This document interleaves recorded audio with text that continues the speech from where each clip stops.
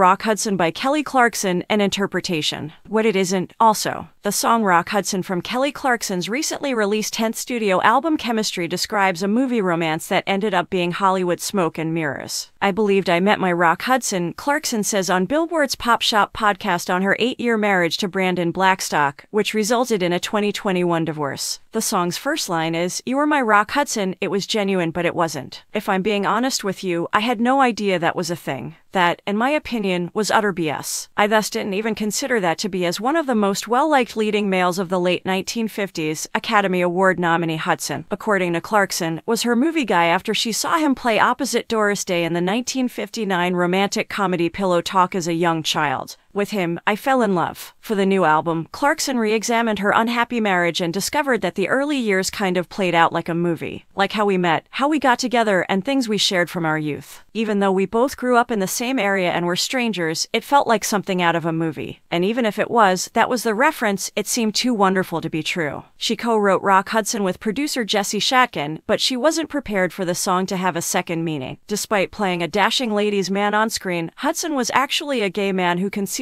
his sexuality to maintain his Hollywood career. He even wed his agent's secretary in the 1950s to maintain the facade. Age 59, he passed away from AIDS in 1985. Clarkson tells Billboard that can be misleading. It doesn't pertain to Rock's personal life or the things he had to, regrettably, keep from the public. I wasn't even thinking about the fact that my producer knew absolutely nothing about situation. And it was amusing because I believe the first person who said, "So, Kelly," was someone from the label. "Oh no," I exclaimed. Simply put, it's about living the seemingly flawless life you portray in movies, which isn't when you're alone.